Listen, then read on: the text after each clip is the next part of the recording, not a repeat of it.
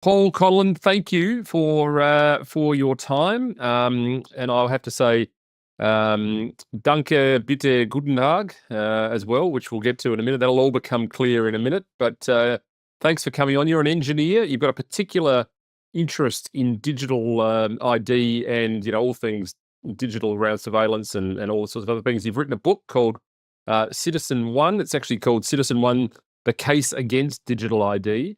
I've read it. I've read most of it, I should say, and it's excellent and also quite frightening. But as I said to you before, I think when we spoke, the thing that really stood out for me was the way in which you relate a personal story back to the problem. So you've done a great job. You've shared some personal history, and that makes you based. So thank you for coming on. But yes, tell us about it. Tell me about the backstory to this as well. It's a pretty interesting personal family story as well. Yes, and good morning, Senator. Appreciate your time today. Absolutely, I'm an engineer. I've got lots of labels. That's a great introduction to a topic like this, isn't it? A product manager and a father and an Australian-born ex-army officer and all of those things. And as you mentioned, I've got an interesting family history. And I suppose the backstory to the book really starts like many of our journeys about 5 years ago or so, when we started to watch the standards and institutions that we thought were shouldering us starting to crumble. And I looked around me and kind of didn't know where to start, and found that many areas were being well represented by brave people who were providing counter narratives. And one area that I thought wasn't being represented very well was digital ID, which I saw as a bit of a linchpin to many of the other bad policies going around at the time. And it occurred to me after some soul searching that I was perhaps in a rather unique position to start speaking out about this topic, particularly because, well, firstly, because of my engineering background, but also because of my family's history in 1930s and 1940s Germany. We all probably fairly loosely aware of the identification and surveillance policies that were around at that time and what they were ultimately used for. And of course, I knew the basics of my family history from growing up, hearing bits about it from my grandmother in particular. But yeah, I dived deep into that and found some very interesting correlations, I suppose, and warnings. So it was a 3-year project. Let's start with that, just because I actually I have to say I was aware of some of the extent of the Third Reich and their identity identification program, but I wasn't aware of the extent of it until really delving into your book. Tell me a little bit about that. What were they doing, and why were they doing it, and how was it used? Well, with absolute knowledge of a population's identity comes absolute command of its destiny. And that doesn't just apply to the era we're talking about. That's a universal truth. And it's a truth that I'm hoping to bring awareness to in our present day and age. So identification was so valuable in the Third Reich that the very first people who followed the Wehrmacht into freshly occupied territories, they weren't logistical people, they were census takers. That was the valuable pursuit for them. So they would identify, categorize, and segregate people as a first priority. And I suppose the genesis of that through my research, interestingly, came from a Freiburg lawyer. I know you've got a legal background yourself. His name was Erwin Kunst. And in 1934, after the regime recently took power, he wrote a personal letter to Hitler and suggested a complete restructure of the way that citizen data was stored by the state. So up until that period of time, there was census data that had been collected for quite a period of time, and that served sort of statistical and planning purposes quite well. But it was geographically indexed. Finding an individual was not a primary purpose of that data. It was a needle in a haystack search, and people could move around. Obviously, you live in different places throughout your life, and the data would be fixed to the household. And Kunst recommended changing that entirely in what he called the Personalitätsprincip, which is effectively the personage principle. He said, if you want control of the population, you're going to have to index your data based on the individual, not the geographical location. And of course, that was immediately adopted as an avenue to power, and everything else, as they say, is history. And it's I mean, it makes a lot of sense when you think about it, because if you're a society that's gearing up for total war, which we know the Third Reich were during the 30s, you have to know where your soldiers are, where your nurses are, who's going to be running the factories, how much you've got. And that all really does come back to human capital, doesn't it? You have to know about your population to know how to control them in a manner that helps the state. And we saw that all play out. And the book, particularly the early passages of the book, you sort of correlate all of that back to your grandma, who you call my Oma, which I love all the way through, because it sort of really shows this sort of deep connection to that side of the family and her story. You tell a very, very interesting story, which is where the German phrases of please, hello, and thank you, I think it came from. But I mean, that phrase must have been in your family for a long period of time. What's the connection? What does it mean? And just tell us the story of my Oma. Yeah, sure. So that short German phrase, I guess, far outlived the story, and it's a representation of the flame of liberty that I hope to pass on to my descendants as well. The Danke bitte guten Tag, the thanks please good day, was just one of a few little snippets, kind of rubber meets the road stories that my grandmother or my Oma told me when I was a young boy, actually, and I only valued these stories later in life, when the lessons that I later realized she was teaching me kind of made sense, clicked. But yeah, my family, my Oma and her mother, my great grandmother, were in Berlin in '45, right at the end of the war. You can imagine the scenes from the movie Downfall. They lived through that, and there was an instance where they were sheltering in a basement as the sounds of war kind of came through the streets towards them. And one of the objectives that Goebbels had pursued was the demonization of the approaching soldiers, and African Americans were particularly focused on in that way. They're portrayed as animals and all the sorts of labels that we still see thrown around today. And so that sort of mindset had been implanted, like seeds, into the brains of the population. And so you can imagine these two women cowering in a basement, and suddenly the wooden door was kicked open, and at the top of the staircase there was an African American soldier in U.S. Army uniform. The epitome of what they were told to hate and fear. And this soldier stood there and scanned the room, and fairly quickly identified that there were only two women there, and had a decision to make. How do you categorize these two people? Are they Germans and they just need to be done away with because they're Germans, or are they women and just victims themselves? These are the questions that identification challenges with. And he fairly quickly decided that they were no threat, and mustered the only German that he had at the time, which was that phrase that I opened the book with. And I make the conclusion with that early story that that simple phrase that outlived everyone who heard it in that basement that day really shattered the cumulative propaganda of, at the time, the world's strongest military regime. So an example perhaps of the truth setting you free. Yeah, and it's sort of indicative again of the this phenomenon, I think, of us forgetting history, forgetting the lessons of history, and just thinking that this is different this time. This is not about control. It's not about keep people understanding every moving detail about their population. Because it's just for their own good, as we were told so many times, always for your safety or for security or whatever. That's an old historical anachronism, and today's version is different. But I think one of the conclusions you reach in the book is that everything old is new again, in a sense, and we are seeing some of the same, I guess, things playing out now that were true there and evidenced in that period that she lived through and your grandparents lived through. It does feel that way, doesn't it? It does feel like we've at least forgotten the lessons of history if we ever knew them. Look, absolutely. And this is a very well-trodden path.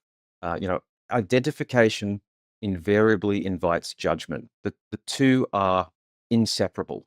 And when we amalgamate identification into one centralized power authority, such as a state, which has the ability to weaponize those judgments, that never ends well. And in engineering, it's all about, as in life, really, it's all about trade-offs. Nothing is for free in this world. And if we want to consider the construction of what I call a safety critical system, one that when it goes wrong, which they always do, people die. It has real effects in people's lives. That we have to really have some positive benefits that outweigh that. And I just can't for the life of me identify what those benefits are that justify taking on these risks, especially now in the age of AI, where this type of data is being trawled by big compute systems that come to their own conclusions about us and our value, and we haven't matured enough as a culture and a civilization to really fully understand what that means, particularly in an intergenerational level. So it's extremely alarming to see the little carrots, as you said before, safety, whatever that means, assuming we even want to optimize our society for safety. That's another big question, and convenience as well. I happen to note that the government has a couple of these short video sales pitches on My ID, and the go-to convenience examples, there were two in particular. One was applying for a tax file number. So I don't know how many tax file numbers you apply for in any given week, but it certainly wouldn't save me much time. They claim it goes from 28 days down to 10 minutes. Well, whoop-de-doo, right? And signing a stat deck was the other one that they came up with. Again, it's not the largest friction in my day-to-day working life. So I can't see how the carrots really outweigh the demonstrably negative examples. No, they're gonna have to work a little bit harder on their examples, I think. But we'll get to actually. There are a couple of things you said in there that I'm interested in. But before we get to that, let's just remind people what we're talking about here, because in the era of your grandma and grandpa, presumably we were talking about a central database held in Berlin, all written by hand, probably some maybe on a typewriter, all having to be searched through manually. That's not what we're talking about with digital ID here. And of course, I'm sure people would know if they're listening. If they don't, they should, because they're going to learn it pretty soon. But May 2024, I think the legislation was passed, and it's sort of being, kind of worked on and rolled out now. Of course, it's all voluntary, so that's okay. You can relax. It's all going to be voluntary, we're told, until it's not, until, you need it to go to hospital, or you need to have an ID to lodge a tax file number or whatever. But let's just for a minute stop, and can you just explain to people that are listening, what we're actually talking about with a digital ID system, like physically for the person on the street? What will it mean? Yeah, so it's actually quite a difficult thing to define. It's not a single app. It's not no two systems in their details at least are alike, and we have a number of large examples around the world. The go-to one is China's system, but many people aren't aware that India, it's called Aadhaar. India's Aadhaar system is actually the world's largest biometric digital ID system, which offers no shortage of examples of rubber meets the road type problems that its citizenry is forced to deal with. But effectively, it has a number of basic characteristics. It's a system where, and this is one of the points that people perhaps ignorantly make, is, well, the government knows everything about me anyway, right? But not really. We have very segregated and firewalled systems, which I maintain is a feature.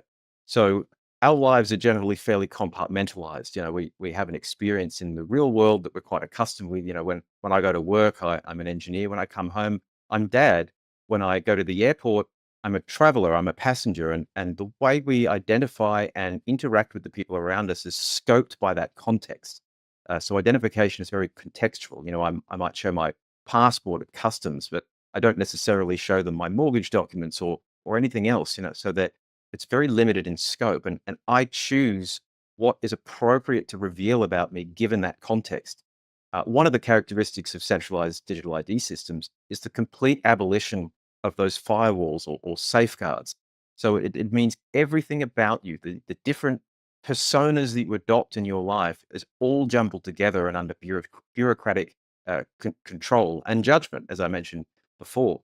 And as you said earlier, we saw what was possible in the old analog days. And in my book, I go into great lengths about some of the technical systems that were used. And yes, they were basically based on punch card technology and analog paper cards. And what that meant is you could be, to some extent, liberated from these systems through things like fire or loss, or these cards were physical items in the world that could be terminated in some way or disrupted.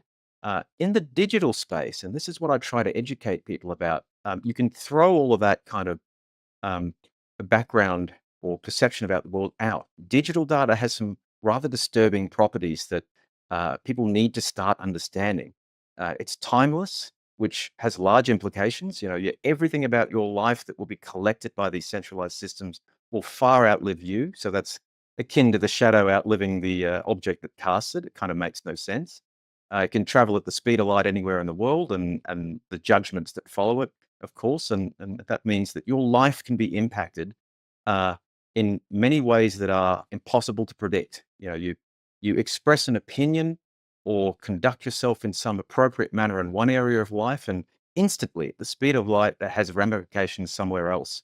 And yeah, having the government in the middle of that chain, I think, is a frightening prospect, and one that we really need to start to get a grip on. And you talk about when we spoke before, you mentioned the concept of this safety critical systems, which I really liked, and you likened it to the airline industry, which is so hot on these topics for good reason. Everything's got to work, otherwise there's catastrophic consequences. It always strikes me that two things: that government has absolutely no ability to deliver services that work properly and timely fashion, and they're sort of almost leagues behind the private sector anyway. And the second thing is that these systems are always hacked. I mean, they just always are. So, but the safety critical side of it is more than that. But it also will be a giant honeypot for hackers and thieves, and and I'm sure there are lots of reasons why we can be assured by the people that are involved in this that that's never going to happen. But it is going to happen at some point where all of our data is going to be out there. Tell me a little bit about safety critical systems. I think that's a really good point that's often overlooked in this whole thing. It's we're told this is for safety. It's going to reduce bureaucracy. It's going to help you do stat decks. It's going to help you, kill off crime and all sorts of great things. But actually, it may be quite the opposite. It may be less safe in the world we live in if people, bad guys know all about you. Yeah, and define bad guys. Yeah, right? yeah. And I could come up with a number of perhaps better ways to reduce bureaucracy if that's what we're actually after. But Right. yeah. So safety critical is exactly that. And the airline industry is one which is quite relatable for people. And in particular, one of the ramifications of safety critical systems is people understand that they necessarily need to adopt inconvenience or some level of difficulty for a greater goal. So we've all had that experience, I'm sure, where the captains come on the announcement there on the aircraft and say, "Sorry, the engineers just grounded the aircraft for another 30 minutes. We'll be sitting here on the hot tarmac."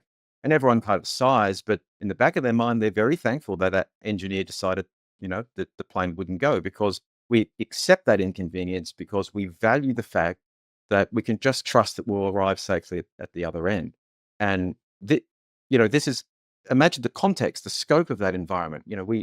We have an emotional response when we see an airliner go down, and quite rightly, a few hundred people lose their lives. But digital ID can bring entire nations to its knees, an order of magnitude more dangerous, because when things go wrong, you get all sorts of real tangible effects on the ground. And one of those areas, it doesn't necessarily need to be disruption of services or the kind of big things that you hear about. There's all sorts of more subtle ways that it just shifts the way you're accustomed to living your life. So there's a quote here actually from the 80s, the Australia Card era, actually from an ALP MP, John Saunderson. And I think it nicely summarizes some of these more ephemeral outcomes from these sorts of centralized identification systems. So the quote is, "One can argue that the feeling that one can develop with the card is that everybody is guilty. And the only way to prove your innocence is by the production of cards when you are doing your dealings." And that is exactly what we're staring down the barrel of with the digital ID system. In fact, even more so. And there was a case actually also in the 80s, if you'll indulge me, where it was called the McGoldrick case, which was perfectly timed given the campaign against the Australia Card at the time. It was involved the HIC, the Health Insurance Commission, at the time. They had provided police with the Medicare details of a doctor's patients. They were pursuing the doctor at the time for alleged illegal abortions. Now, the police approached two of the girls in a manner that disclosed their abortions to their parents and their employers. Now, this is exactly the kind of stuff we don't necessarily need to be talking about these ephemeral Russian hackers or whatever normally gets the headlines. Leaks can mean little things like this that fundamentally change your life and your relationships with your family members and your employers in ways that are impossible to predict. And that McGoldrick case was actually fundamental in the successful campaign against the Australia card. And there are plenty of examples in modern times, and I've got quite a few in the book from personal interviews I've done with Indian citizens about the sorts of things that day-to-day things that happened to them in India. And of course, there are plenty of examples back in 1930s Germany as well. So these are safety critical systems. They're ones when they go wrong, they fundamentally disrupt, often in irreversible ways, the way you're accustomed to living. Yeah, and I can remember during the COVID times being told that, your check-in data, because, it's hard to imagine now, but we were all required to check in whenever we went somewhere, which was, incredible. But I can remember vividly the check-in data we were told was definitely only going to be used for COVID purposes until we discovered, across the country that there were many, many instances of it being used for other things, like even criminal investigations in some terms sometimes. And so, really data is king, isn't it? I mean, the information is more powerful than the sword. And you're quite right. I mean, there's so many examples of how that could happen, not the least of which being that it depends on the time. One of the arguments I've heard against this is that, oh, well, if everybody knows everything about everyone will just be good and behave. And, and we see that in China. The Chinese cities like Shenzhen now are effectively digital prisons where there is surveillance everywhere, and, the money is controlled through WeChat system, and everyone behaves themselves. There's also no political discourse either. So it's whichever way you look at it, this is really, I think, ultimately going to be very controlling. And my worry is the digital ID system is very much the centerpiece of the whole system. And when you lock that in with central bank digital currencies and surveillance, I keep saying this, we're going to enter a world where you cross a street, and by the time you may have crossed against the lights or some terrible civic crime like that, by the time you hit the other side of the street, your bank account will already be deducted $300 or something because it's already just happened, as you say, at the speed of light. That's the world we're headed towards. But there is a graphic that will flash up on screen that I think comes from the World Economic Forum, which uses and I think you've seen this one, and we'll have to flash it up on screen, but it uses the digital ID genuinely as the centerpiece of smart cities, telecommunications, e-government, social platforms, e-commerce, goes on and on and on. This is the point, isn't it? I mean, this will become very much the sort of the backbone of these other elements, which ultimately are going to surveil, control, and dictate terms.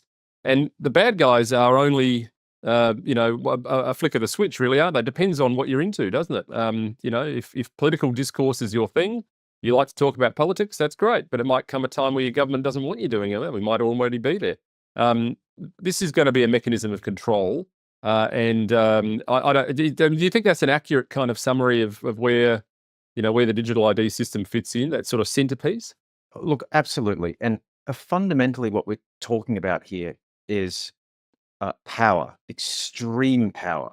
And we as a species, humans have proven time and again that we are incapable of managing power over any length of time. That graphic you showed there basically symbolizes total control over how you live your life and how you express yourself in the world. And what that actually represents, in my mind, is a fundamental redefinition of what adulthood means. When we have certain impressions, we live our lives, and there's an assumption that reaching adulthood is defined by something. And what we're talking about here is changing that definition. And if you'll indulge me, I've got another quote from the 80s, because then I love this Australia Card campaign. I only deal in the 80s now. I only watch 80s movies. And yeah, of course. So don't worry, go for your life. I've still got the mixtapes, so for when we can't visit YouTube. Yeah. And that redefinition of adulthood was addressed actually by Geoffrey Walker. He was the professor of law and the head of department actually at UQ. And this comment was made in the Joint Select Committee on the Australia Card in '86. And the quote goes, The free and lawful person recognized by the common law attains legal personality simply by attaining adulthood and is able to do anything which is not prescribed by law. The de facto effect of requiring adult citizens to register with the state is to introduce an additional element which is essential for their legal personality. Is this what we signed up for? Is this what we want to bequeath our children? It's not enough to just become 18. There's an extra piece of the puzzle in there.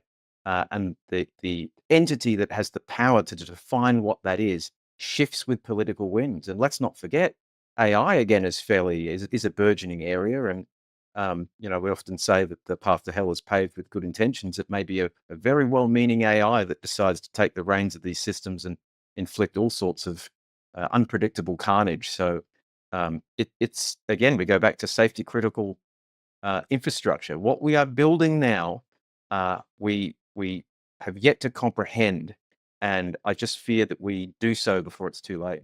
Yeah, I mean, the AI discussion is a sort of a total Pandora's box, is it? Because I don't think any of us really know where it goes at the moment. It's sort of, most people just use it to, turn a picture of their cat from 1996 into a video or whatever. But the truth is that, I mean, the AI models are collecting data every day. We don't know where they're going to go and what they're going to do. There's sort of talk of it now being adopted by government agencies. We see a lot of this running out through the COVID period. We know that the Department of Home Affairs, for one, were engaging what we believe were companies overseas to use AI to scour the internet looking for things they could report Australians for. Like they were against the government narrative in the COVID sense. But so, like, it looks to me, you don't have to go very far to scrape beneath the surface to see the sort of the white paper of where this is going already. It's already happening in many respects.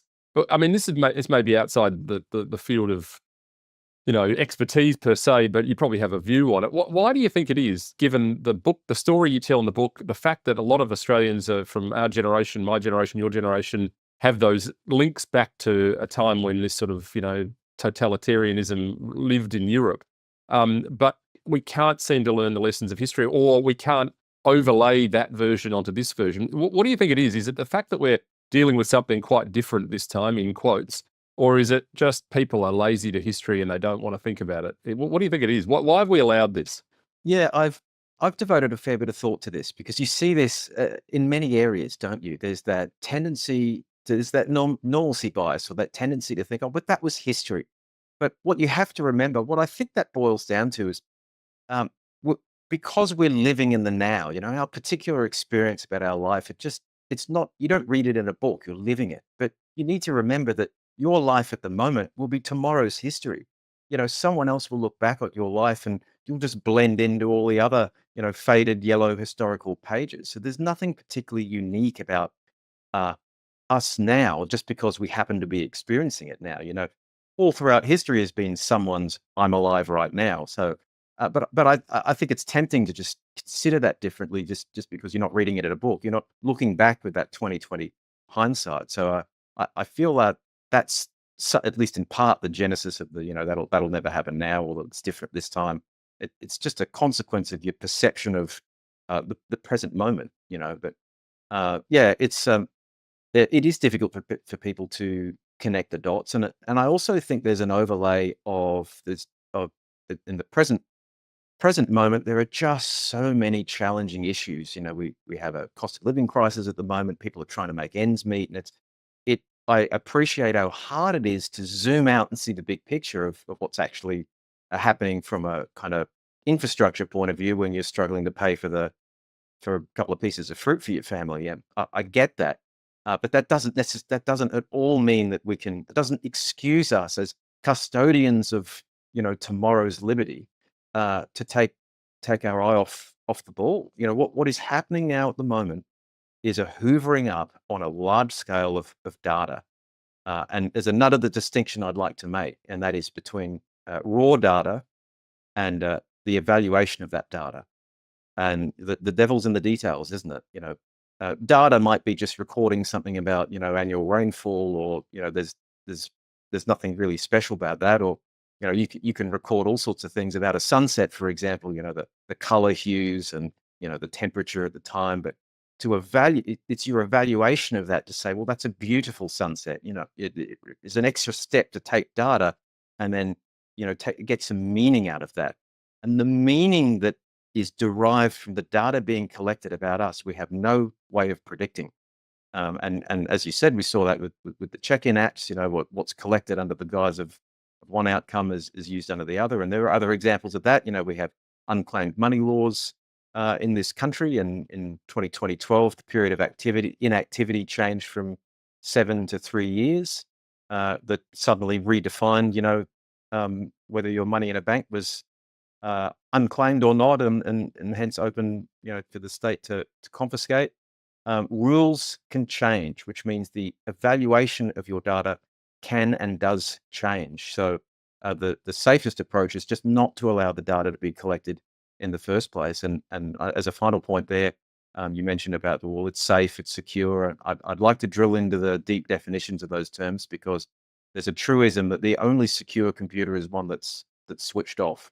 And we're not talking about that here. So there will always be ways that it can fail through malice or otherwise. Yeah, that's exactly right. And, I mean, you make a good point about people shouldn't have to be across the detail of all of this and where it goes and what the ramifications are. That people elect local representatives to go to Parliament to do that for them. And we expect our politicians to be across this. I mean, I have to say, I'm not sure how much awareness. I mean, my side of politics actually voted against this, for which I'm very grateful. But I've gone a step further and introduced twice now, or reintroduced, I should say, a repeal bill in the Australian Parliament just to repeal it. My fear is once this is bricked in, it's going to be nigh on impossible to remove.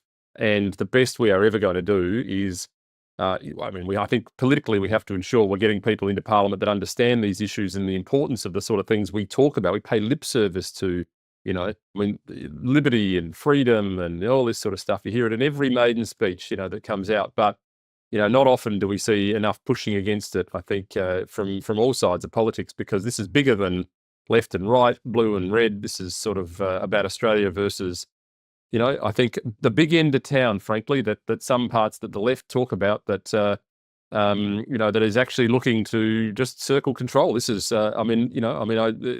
this is going to be a very good thing for the establishment. It's going to be a very good thing for big business, corporates. And it's going to be a very bad thing for the citizen on the street. So I do think that we have to. We don't expect mum and dad who are trying to make ends meet to be across this. My fear is that they're going to understand it when the rubber hits the road, as you say. And what's your feeling on that? What's your feeling about the light bulb moment for people? There are people that are very across this. Company ID, director's ID, I get a lot. That's already happened. But what's your feeling? What's going to be the pinch point for this? Because we know it's not going to be voluntary in the truest sense. It's going to be, entirely mandatory in a sense if you want to participate in modern life. Do you think Australians are going to get that message sooner or later? This is where some of the good news comes in, I think. So when I first embarked on this journey of advocacy, I suppose you could call it, I was bracing myself for the similar kind of abuse and pushback that the doctors at the time, for example, were experiencing, and anyone who was going against the mainstream narrative. And what I actually found was quite the opposite. And I don't know what it is. I think it's something particularly cultural about Australia and our history. But everyone, with the exception of literally one individual who I kind of spoke to about this, came up with that. Yeah, I don't it's no one's business who I am. There's something. There's a visceral revulsion or objection to having to identify, and a lot of people kind of do it begrudgingly or feel required, but they don't tend to embrace it. And I don't know if that harks back to the kind of Ned Kelly era or Eureka Stockade. There's a kind of few moments in our history which dance around the fringes of this topic. And again, the Australia Card campaign, or rather the campaign against it, gives us a bit of a clue about that rate of change of resistance that you just asked about. That idea was floating around for many years and actually went past the double devolution election, but without much kind of public discourse. But all of a sudden, it became a hot topic. And there were instances where talkback radio hosts couldn't find any callers who wanted to talk about any other topic. There were public marches, and but that happened very quickly and right at the end. And so maybe we've got a it feels slow at the moment, but I'm optimistic that perhaps how this will play out is, again, slowly, and then kind of all at once. And you're also right, going back to what you said before about this, to some extent, being a one-way street. There's evidence to support that, and that comes out of most notably out of Aadhaar in India. I actually interviewed for the book a business owner I know over there, and one of the astute comments he made is these systems need to be stopped particularly before they become entrenched in business systems. So once you get businesses expending capital, building their kind of payrolls and business workflows on top of this sort of government identification infrastructure, I mean, they're financially incentivized to keep going with it, aren't they? That becomes very difficult to unglue. And we're not there yet. So I hold out hope. And there are a number of pillars we can pursue in parallel. And I've kind of talked about these in my other public work, but I think the individual has a large amount of sway, and the battle will be won, I think, in the small everyday details, in ostracizing those who want to know more about us than is necessary for the context, as I mentioned before. And that can be everything from people just casually asking your email or name or all sorts of things. The identification in Australia, globally, but let's start with our backyard, needs to become as taboo as commenting on a lady's weight gain. There were some areas that we just don't go to, and identification needs to be outside the Overton window and encourage self-policing. And that will make systems like this really hard to enforce on the ground. And then a level up from that, we've seen how effective corporate boycotts can be, particularly with the DEI and kind of woke agenda. Harley Davidson and Bud Light, there's a lot of them where they had to do public reversals because of consumer backlash. And we have a lot of power, and we need to use that as consumers at the moment, wherever possible, to just turn our backs on companies that wish to enforce this stuff. Whether they choose to do so because it's cheaper or whatever, it does not matter. They're fundamentally rewriting the fabric of our society, and we can't stand for that. Then there's the political pillar, as you mentioned before, and thank you for reintroducing that very short but very important bill again. And then the other consideration, I think, is an inward one. As you said, there's a lot of lip service given to the terms liberty and freedom, but these things throughout history have required great suffering to maintain. It's a fragile flame that we need to cup our hands around to keep alive, to pass it to our children. And I think if we aren't suffering some sort of inconvenience or difficulty, we're not doing enough. So, when the inevitable calls to identify, to get on the internet or social media or whatever it is come, we need to have asked ourselves that question and looked at ourselves in the mirror and say, what's my line? Am I willing to do without Instagram for a few months or whatever to have a chance to win this battle? Is that my price? And everyone's line will be different, but I think we need to ask ourselves that in the truest way possible, and then when we're confronted with those circumstances, embrace the difficulty as evidence that you're doing something greater than yourself. Yeah, and I think, you make the point in the book, or that I think perhaps even this was another lesson from a relative, that you don't actually know what you've got till it's gone. And it does feel like we're boiling the frog a little bit in society. If you go back 20 years, I don't know, I'm sure there's data on this, but there's exponentially more information about us all out there in the public domain. You can find out almost anything about anyone largely by just a simple Google search. Of course, it's all a bit curated and whatever, but it does feel like, it's going to be that moment where, I don't know, someone's going to a barbecue and they go to the shop, they can't buy that steak they want to take because they've already bought 2 earlier in the week, and we've got climate targets or whatever the nonsensical argument is. It feels almost like that's sort of the moment the penny's going to drop. And until then, it's just sort of this existential creep that we're getting, where people are getting fines now. The AI is reading mobile phone camera photos and just automatically issuing fines. Some are reviewed by humans, some are not. So we're almost there, but it does feel as though people, if it's done slowly, bit by bit by bit, people are less inclined to, to sort of flip out until something happens, and we'll have to wait and see what that is. But Yeah, it's a very different world. The thing that I'm think, as you have rightly pointed out, both in the book and here today, is AI. What's your feeling on where that goes? You made the point at one point that the next, you know, Stalin-like figure could actually be just AI. You know, literally, we don't know. I mean, it sounds fanciful, it sounds like the thing of science fiction, but we're building these learning models. We're feeding it all the data. We're all doing it. Every time you log into Grok or ChatGPT or just the internet, you're feeding data into the machine. Nothing's free, as you say. You are the commodity. What's your feeling with AI, digital ID, and surveillance? I mean, what does the world look like in 20 years if you're taking a guess, a punt? Yeah, look, it's the overlap of those topics that make this particularly dangerous. There's nothing inherently dangerous about AI. If all AI could do was make funny cat videos, great, right? It's doing the world a service. But because data that identifies us is so uniquely valuable, we don't know what that overlap will look like. And just to riff on that a little bit, as we've talked about earlier, identification data is not like any other type of data. It's not like the rainfall measurements that I mentioned before that can't really be weaponized. Identity data is very much the key to our lived experience and resources. You think about it. You go to access your bank account, and you ask for you're asked for your house address and your phone number, and this bundle of sticks of various facts about you, to a sufficient extent to satisfy the service provider that you're dealing with at the moment. So these are metaphorical keys to access our resources, and we just don't know what will be inserted in that chain. As you said, whether it's AI or some human tyrant or anything in between, we can't tolerate the infrastructure that allows the disruption of this particularly valuable type of data. And that's, you mentioned surveillance there, and I know you've talked to Mike Schellenberger about the censorship industrial complex before.